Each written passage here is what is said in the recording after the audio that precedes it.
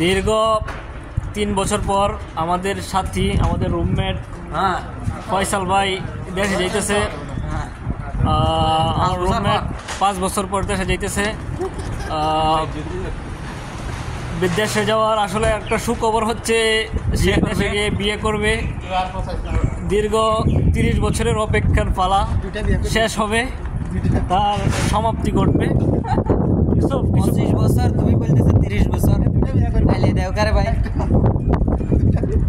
হ্যাঁ, 25 বছরের টকবকে যুবক, সে এক নিমিষে শেষ হয়ে যাবে।